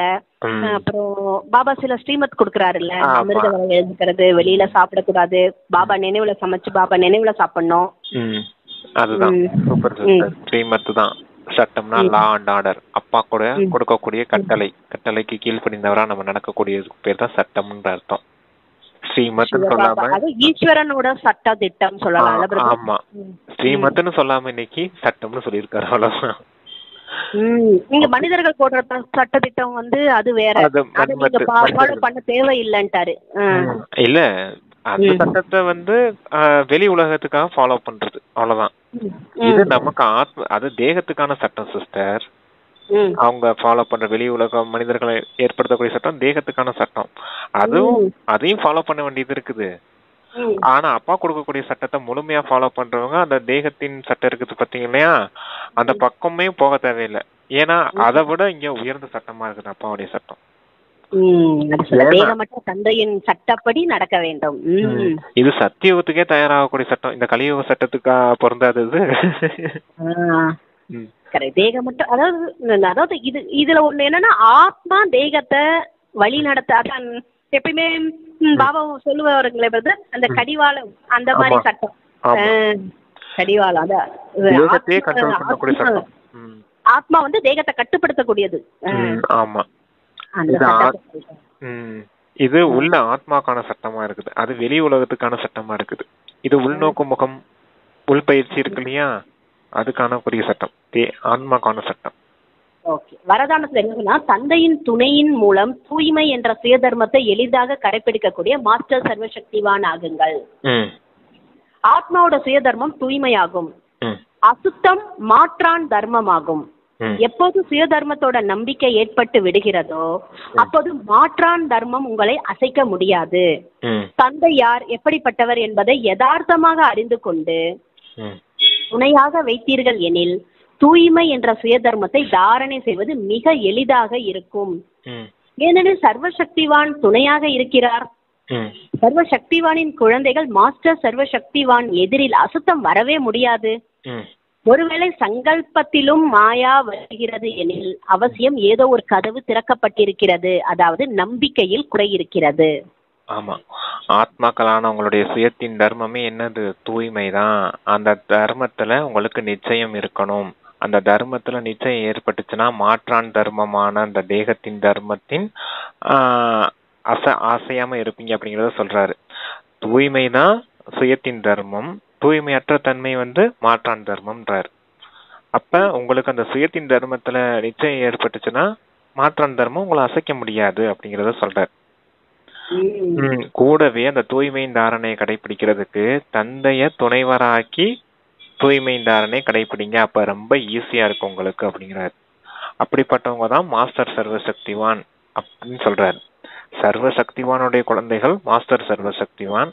அப்படிப்பட்ட குழந்தைகள் முன்னாடி அசுத்தமான விஷயங்கள் வரவே முடியாது அப்படிங்கறத சொல்றாரு. அப்ப மாஸ்டர் சர்வசக்திவான நம்ம இருக்கும் போது அசுத்தமான விஷயங்களே வராது. எண்ணத்துல கூட அசுத்தமான விஷயங்கள் வருது அப்படின்னா ஏதோ ஒரு கதவு திறந்து இருக்குதுன்றத புரிஞ்சுக்கணும். என்ன கதவு? நம்பிக்கையில குறைபாடு, நிச்சயத்துல குறைபாடு இருக்குது. எந்த நிச்சயத்துல குறைபாடு இருக்குது? நான் ஆத்மாங்கிற நிச்சயத்துல குறைபாடு இருக்குது சில பேருக்கு. நம்ம ஆத்மா தான், நம்மளுடைய தர்மமே தூய்மை தான் அப்படிங்கிற அந்த விஷயத்துல குறைபாடு இருக்கும். இல்ல பரமாத்மா மீது குறைபாடு இருக்கும். இவர் பரமாத்மா இல்ல போல, யாரோ ஒரு மனிதர் பேசிட்டு இருக்காங்க தூய்மையை கடைபிடிக்கணும்னு, அப்படி இப்படின்னு மாயா பல விதமா பேச வைக்கும் இல்லையா மனசுக்குள்ள. ஆமாங்க பிரதர், நடக்கும். இவன் சொல்றபடி நடந்தா நம்மளால இதெல்லாம் இருக்க முடியாது. உலகத்துல நமக்கு பிரச்சனை ஆயிடும், வீட்டுல பிரச்சனை ஆயிடும், குடும்பத்துக்குள்ள பிரச்சனை ஆயிடும். நமக்கு உதவி செய்வாரா அப்படின்ற ஒரு இது மனசுல மாயா கொண்டு வரும்ன்றது புரிஞ்சுக்குவாங்க நிறைய பேர். அதான் ஏதோ ஒரு கதவை திறந்து இருக்குது, அதனாலதான் எண்ணத்துல கூட உங்களுக்கு அசுத்தமான எண்ணம் வருது அப்படிங்கறத சொல்ற. அப்ப எந்தவித நிச்சயத்துல குறைபாடு இருக்கக்கூடாது, நம்பிக்கையில குறைபாடே இருக்கக்கூடாது. நான் ஆத்மா தான், என்னுடைய தர்மம் தூய்மை தான், என்னுடைய தந்தை பரமாத்மா தான், இந்த உலக நாடகமே இப்படித்தான் அமைக்கப்பட்டிருக்குது. ஆத்மாவான சத்துவ ரஜ தமோ நிலை இறங்கி வந்தே தீரணும். தமோ நிலையிலிருந்து தந்தை மறுபடியும் சத்துவ நிலைக்கு உயர்த்தியே தீரணும். அதுக்கு முக்கியமான தாரணை இந்த தூய்மையின் தாரணையா தான் இருக்குது அப்படிங்கறதை புரிஞ்சுக்கணும். இதுல நிச்சயம் இருக்கணும் அப்படிங்கறத சொல்றாரு. இதுல நிச்சயம் வந்துருச்சு, மாற்றான் தர்மமான அந்த தேகத்தின் தர்மம், அசுத்தமான தர்மம் நம்மள ஒருபோதும் அசைக்கவே முடியாது அப்படிங்கிறாரு. ஏதாவது ஒரு குறை வருது மனசுல அப்படின்னா நம்ம இப்படி சொல்லிக்கலாம் இல்லைங்க, என் கூட யார் இருக்கா, என் கூட இருக்கிறது யாரு? பரமாத்மா இருக்காரு. அதான் சொல்றாரு இல்லையா, அப்படிப்பட்டவங்களதான் மாஸ்டர் சர்வசக்திவான் சொல்ல முடியும் அப்படின்னு. ஆக்சுவலா இந்த மாஸ்டர் சர்வசக்திவான், மாஸ்டர் சர்வசக்தி எழுதுங்கன்னு சொல்லுவாங்க பிரதர், 21 தடவை 108 தடவை. அப்ப அது ஒண்ணுமே உணர்ந்துக்கவே முடியாது. அப்போ நம்ம இத புரிஞ்சுக்கிட்டு எழுதணும். இப்ப பாப்பா இங்க வரதானத்தை கொடுக்கறது மாஸ்டர் சர்வசக்திவானுக்கு அர்த்தம் என்ன சொல்றாரு, நல்லா புரிஞ்சுக்கணும் இத. எதை சொல்றாரு, எதை நான் வாழ்க்கையில செய்யணும், செய்யறதுனால எனக்கு ஏற்படக்கூடிய பலன் என்ன அப்படிங்கறதையும் சொல்றாரு. 3 விதமா சொல்லுவாருன்னு வரலட்சுமி சிஸ்டரே சொல்லுவாங்க. அப்பா ஒரு காரியம் வரமா கொடுப்பாரு, அந்த வரத்தை நான் வாழ்க்கையில கடைபிடிக்கும் போது எனக்கு என்ன பலன் ஏற்படுது அப்படிங்கறத சொல்லுவார் வரதானத்துல. என்ன சொன்னாரு, இப்ப தூய்மை தான் உங்க நிச்சய புத்தி உங்களுக்கு வேணும். எதுல நிச்சய புத்தி வேணும்? தூய்மைங்கிறதுல நிச்சய புத்தி வேணும். அந்த நிச்சய புத்தி இருந்துச்சுன்னா உங்களுக்கு என்ன பலன் ஏற்படும்? நீங்க மாஸ்டர் சர்வசக்திவானா ஆயிடுவீங்க. அதனால தூய்மையற்ற விஷயங்கள் உங்களுக்குள்ள வரவே வராது. நீங்க முழுமையா தூய்மை ஆயிட்டீங்கன்னா சொர்க்க ராஜ்யத்துக்குள்ள போயிடுவீங்க, உங்களுக்கு உயர்ந்த பதவி கிடைக்கும். அப்படிங்கறது எல்லாமே சேர்ந்தே வந்துருது பாத்தீங்களா. அத வரதானத்துக்குள்ளேயே முழு ஞானமும் வந்துடும் சிஸ்டர். அதான் வேற ஒண்ணும் இல்ல. நம்ம கடைபிடிக்க வேண்டிய விஷயம் என்ன இருக்குது அத சொல்லுவார் வரதானத்துல.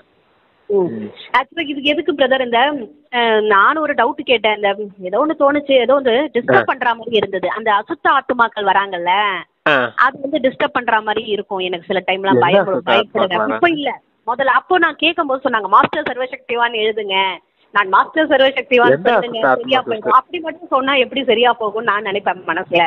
எந்த அசுத்த ஆத்மா சிஸ்டர் வருது? நானு என்ன செஞ்சேன்னா, எங்க ரிலேஷன்ல ஒருத்தர் இறந்து போனாரு. அவருக்கு இப்போ மென்ஷன் பண்ணி அவங்களுக்கு நிறைய சுகம் சாந்தி நல்ல இடத்துல போய் பிறக்கட்டும், அமைதியாகும். ஏன்னா அவங்களோட இதெல்லாம் அப்படி வரும்போது எனக்கு பயமுறுத்துற மாதிரியே அந்த ஃபேஸ் பயமுறுத்துற மாதிரி வருது. சரியா, பகவான கூட வச்சுக்கிட்டு யாராவது பயப்படுவாங்க? அப்படிதான் அமிர்த வேலையில பண்ணேன். அது சரியா தப்பான்னு எனக்கு தெரியல. ஏன்னா இதெல்லாம் கடைசி நேரத்துல நடக்கும்னு பாப்பா சொல்லியிருக்காரு. அசுத்தமான ஆத்மாக்கள் இறுதி நேரத்துல வரும். உங்களுடைய தூய்மையின் வைப்ரேஷன்ஸ் படும் போதே ஆட்டோமேட்டிக்கா அவங்க முக்தி அடைஞ்சு போயிடுவாங்க. அந்த நம்ம உள்ள இருக்கணும்ல பிரதர், ஆத்மாக்குள்ள அது இப்ப நடக்கணும்ல. தந்தை கூட இருக்கும்போது தூய்மையின் வைப்ரேஷன் உங்க கூடவே இருக்கதானே செய்யும். அதுக்குதான் அப்பா செஞ்சோம், அதுக்குதானே முக்தி கொடுக்கணும். அந்த ஆத்மா நல்லபடியா போட்டு சாந்தியா. அதான் நீங்க எதுக்கு வருத்தப்பட்டு இருக்கீங்க? அந்த ஆத்மாக்கள் உங்க பக்கத்துலயே வந்து நின்னாலும் உங்களுடைய வைப்ரேஷன் பட்டுச்சுன்னா அவங்க ஆட்டோமேட்டிக்கா முக்தி அடைஞ்சு போயிடுவாங்க. அவங்க உங்களோட பக்த ஆத்மாக்கள். நீங்க அவங்கள விட உயர்ந்தவங்க. புரிஞ்சுதா? நீங்க அந்த ஆத்மாவை பார்த்து பயந்துகிட்டு இருக்கீங்கன்னு சொல்லிட்டு இருக்கீங்க. இல்ல, நல்லது செய்ய விடாம மாயை எந்தாவது ஒரு ரூபத்துல வந்து தடுக்க பாக்குதே. நான் பாபாவோட தானே அமிர்த வேலையில செய்யறேன். அப்ப ஏதோ ஒரு குறை இருக்குன்றாரு பாபா. அப்ப ஏதோ ஒரு கதவு திறக்கப்பட்டிருக்கு. அது என்னன்றது நம்ம பாக்கணும். ஆமா, இல்ல கொஞ்சம் அப்படியே ஞான சிந்தனை செய்யுங்க சிஸ்டர். நிறைய விஷயம் ஞான சிந்தனை செய்தீங்கன்னு வச்சுக்கோங்க. இதெல்லாம் உங்களுக்கு பெரிய விஷயமாவே தெரியாது. எந்த அசுத்த ஆத்மாவும் நம்ம பக்கத்துலயே வர முடியாது. ஏன்னா நம்ம தூய்மை நெருப்பு நம்மளை சுத்தி எரியும் போது எந்த ஆத்மா பக்கத்துல வர முடியும்? வைப்ரேஷன்ஸ் அப்பா சொல்றேன். ஆனா உண்மையிலே நெருப்பு போல இந்த முழு உலகத்திலயும் பாருங்க, தூய்மையா இருக்கக்கூடிய ஆத்மாக்கள் நாம மட்டும்தான். தூய்மையா இருக்க ஆத்மா பக்கத்துல தூய்மையற்ற விஷயங்களே வர முடியாது. அப்புறம் எப்படி அசுத்தமான ஆத்மா பக்கத்துல வரும்னு நினைக்கிறீங்க? நம்ம ஏதாவது இந்த ஆத்மாவோட பேசுறாங்க. சென்டர்லயே அசுத்த ஆத்மா வந்திருந்தாங்க ஒரு உடம்புக்குள்ள. அவங்க அப்ப இன்னொரு மாதாஜி அவங்களோட பேசுறாங்களா? அவங்க பேசுறாங்க, நம்மளும் பேசி பார்ப்போம். இன்னும் அந்த அளவுக்கு நமக்கு பவர் வேணும்ன்றது, நிறைய பவர் வேணும். தப்பு தப்பா நம்ம தெரியாம அதுக்குள்ள போக கூடாதுல்ல, அதுக்கு நான் கேட்டேன். சரி, அந்த விஷயத்துக்குலாம் நீங்க போகவே வேண்டாம். நீங்க அதுக்கு எதுக்கு தேவையில்லாம அதெல்லாம் யோசிச்சுட்டு இருக்கீங்க? உங்களை ஆத்மான்னு வந்து பரமாத்மா நினைவு செய்ய எத்தனை தடவை சொல்லுவாரு அவரு? சொல்லிட்டாரு பிரதர். கடைசி நேரத்துல இதெல்லாம் வருமே, இத நம்ம இப்பயே நம்ம உணர்ந்தாதானே அந்த இடத்துல நம்மளால கொடுக்க முடியும். சரி, நல்ல விஷயத்தை புரிஞ்சுக்கோங்க. சரியா? மட்டும் அந்த மாஸ்டர் சர்வசக்திவான் நினைங்க. நாங்க அந்த இடத்துல நீங்க மாஸ்டர் சர்வசக்திவான் நினைங்க. அப்ப அதுல எவ்வளவு பவர்ஃபுல்லா நினைக்கணும்ன்றது பாபா இதுல சொல்றாரு. ஓகேங்க பிரதர், அதான் சொல்றேன். மாஸ்டர் சர்வசக்திவான் நினைங்க. அப்போ ஓகே, அடுத்த ஸ்லோகன் என்னன்னா, திரிகால தரிசிகள் என்ற எந்த ஒரு விஷயத்தையும் ஒரு காலத்துல திருஷ்டியும் பார்க்க மாட்டாங்க. அதாவது திரிகால தரிசிகள் எந்த ஒரு விஷயத்தையும் ஒரு காலத்தின் திருஷ்டியில் பார்க்க மாட்டார்கள். ஒவ்வொரு விஷயத்திலும் நன்மை இருப்பதாக புரிந்து கொள்வார்கள். ஆமா, எந்த விஷயத்திலுமே அதுல நன்மை இருந்தே இருக்கணும் பார்க்கக்கூடியவங்க தான் திரிகால தரிசிகள். ஏன்னா திரிகால தரிசிகளுக்கு தெரியும், ஏன்னா இறந்த காலமும் நன்மை செய்யக்கூடியதுதான், நிகழ்காலமும் நன்மை செய்யக்கூடியதுதான், எதிர்காலமும் நன்மை செய்யக்கூடியதுதான் அப்படிங்கிற விஷயம் திரிகாலதரிசிகளுக்கு இருந்தே இருக்கும். ஒரு காலத்தை மட்டும் பார்க்கக்கூடியவங்க எப்படி இருப்பாங்க அப்படின்னா, ஏதோ தப்பா நடந்துகிட்டு இருக்கும், ஏதோ தப்பா நடக்குது, இது இப்படி நடந்துட்டு இருந்துச்சு, நாளைக்கு இவங்க எப்படி ஆவாங்கன்னு தெரியலையே அப்படின்னு எதிர்காலத்தை பத்தி யோசிக்க போயிடும். புரிஞ்சுதான்? கடந்த காலத்துல ஏதோ ஒரு பிரச்சனை நடந்திருக்கும் நமக்கு. அப்ப கூட நமக்கு தோணும், இது இப்படி நடந்துருச்சு, இது எப்படி ஆயிடுச்சு, நாளைக்கு எப்படி நம்ம கிட்ட பிரச்சனை வரப்போதோ தெரியலையே அப்படிங்கறது இப்படி யோசிச்சுட்டு இருக்க கூடாது. புரியுதா? போனதுல இப்ப நடந்துச்சா, இதுல நம்ம என்ன விஷயத்த கத்துக்கிட்டோம், சரி இந்த விஷயத்த நம்ம கத்துக்கிட்டோம், அப்ப அந்த விஷயம் நமக்கு நன்மைக்கு தான் நடந்துச்சு அப்படின்னு புரிஞ்சுக்கணும். ஏதோ ஒரு தவறு செஞ்சிருப்போம், அந்த தவறை திருத்திக்கிறதுக்காகத்தான் அது வந்திருக்குது அப்படிங்கிறது தான், அது நன்மை செய்யக்கூடியது தானே வந்திருக்குது. செஞ்ச தப்ப திருத்திக்கிறதுக்கான ஒரு வாய்ப்பா டிராமா கொடுக்குது, அப்ப அது நன்மைக்கு தானே. இப்ப நம்ம முன்னாடி ஏதோ ஒரு விஷயம் நடந்துகிட்டு இருக்கும், அதுவும் தவறா நடக்கிறது மாதிரி நம்ம கண்ணுக்கு காட்டும் ஒரு காலத்தை மட்டும் பார்த்துட்டு இருந்தோம்னா. அதுதான் இது போன கல்பத்துல நடந்த விஷயம் தான் இந்த கல்பத்துல நடக்குது. இப்ப போன கல்பத்திலேயே எதிரில இருக்க ஆத்மாக்கள் நன்மை நடந்திருக்குது, அப்ப இந்த கல்பத்திலேயே அவங்களுக்கு நன்மை நடந்துதான் நடக்கும். அதுக்காகத்தான் முன்னாடி ஏதோ பிரச்சனையை அவங்களுக்குள்ள கொண்டுட்டு வந்துட்டு இருக்கு. இப்படியும் திரிகால தரிசன நிலையில இருக்கணும். ரொம்ப சிம்பிளா சொன்னோம்னா, எது நடந்தாலும் இந்த டிராமால நன்மை நடந்தே நடக்கும், எதுவுமே தவறு கிடையாது இந்த உலகத்துல அப்படின்னு புரிதலோட. என்ன நடந்தாலும் நன்மையில தான் முடியும். ஆமா, அதான் நன்மையில தான் முடியும். டிராமாவே நன்மை செய்யக்கூடியதுதான், அப்படிதான் உருவாக்கப்பட்டிருக்குன்றாரு. ஆமா, அதுதான் அப்படி புரிஞ்சுக்கிறவங்க திரிகால தரிசி. சரிங்க பிரதர், பாபா சொல்றாரு நன்மையில தான் உருவாக்கப்பட்டிருக்குன்னு. கடைசி டைம் அவங்க ஒரு ஏதோ ஒண்ணு வச்சுக்கோங்களேன், ஒரு நோயோ இல்ல ஏதோ ஒண்ணு கடைசி நேரத்துல அதோட தீவிரத்துல இருக்கிறாங்கன்னா, அப்போ அது அவங்களுக்கு அது தெரியாதுங்களா?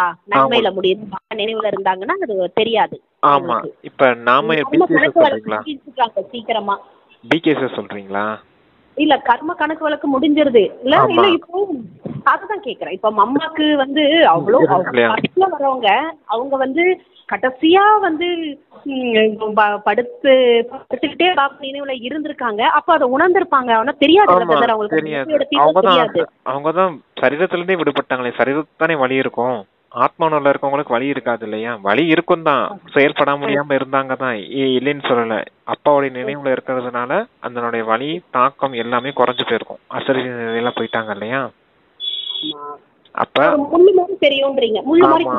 ஆமா இருக்கும். அவங்க அதான் நான் எப்பயும் சொல்லுவேன் இல்லையா, உடலுக்கு நோய் வந்துச்சுன்னா சரீரமே அப்பா கொடுத்ததுதான். அப்பாவுடைய சரீரம், என்னுடைய சரீரம் கிடையாது அது. சரியா? நம்மளுடைய சரீரம் இப்படி ஆயிருச்சுன்னு நினைக்கும் போதுதான் துக்கம் வரும் சிஸ்டர். இது அப்பா கொடுத்த சரீரம். அது எப்படி போட என்ன, நான் எப்படினாலும் ஆத்மா சரீரத்தை விட்டேன்னா அப்பா கிட்ட தானே போறேன். நான் எங்க போறேன்? நமக்கு தான் 3 காலம் தெரியும் இல்லையா? நான் எங்க போறேன்? இப்ப சாந்தி தாமம் போகணும். சாந்தி தாமம் போயிட்டு சுகதாமம் வர போறேன். நான் சொர்க்கத்துக்கு போறேன். என்னுடைய கணக்கு வழக்கெல்லாம் இந்த சரீரத்தோடய முடியுதுன்றப்பது குஷி தானே வரும். அப்புறம் எப்படி கணக்கு வழக்கு முடியுது? சந்தோஷம் தானே. சந்தோஷம் தானே. திரும்பவும் நம்ம கணக்கு வழக்கு போய் மாட்ட மாட்டோமே. அடுத்து இந்த பிரச்சனை வர்றதுக்கு 5000 வருஷம் ஆகும். அது வரைக்கும் நான் சுகபோகமால வாழ்ந்துட்டு இருப்பேன். அப்பவும் இந்த நேரம் இந்த மாதிரி சரீரம் இவ்வளவு மோசமா இருக்கும்போது என் கூட அப்பால இருப்பாரு. ஆமால, ஆமா, கூட கடவுள் கூட இருக்காரு. ஆனா இந்த விஷயங்கள்லாம்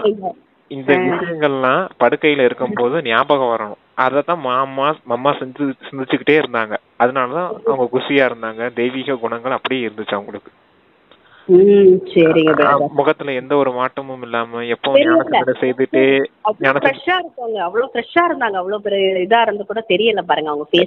அவங்க எப்படி எல்லாம் நினைச்சிருப்பாங்க. நம்ம நினைச்சு பார்க்கும்போது நமக்கே சந்தோஷம் வருது இல்லையா? ஆனா மாயை அந்த சமயத்துல நமக்கு இந்த நோயை இப்படி கொடுத்துருச்சு, நம்ம இப்படி கடற்கறமே ஃபீலிங்ஸ்ல போயிட்டோம்னா நம்மளால நல்ல புருஷார்த்தம் செய்ய முடியாது அந்த சமயத்துல. அதனாலதான் உங்களுக்கு மனசை மட்டும் கட்டுப்படுத்துறதுக்கு முயற்சி செய்யுங்க. மனசை மட்டும் ஜெயிச்சுட்டீங்க, நீங்க உலகத்தையே ஜெயிச்சுட்டீங்கன்னு அப்பா சொல்லுவார்.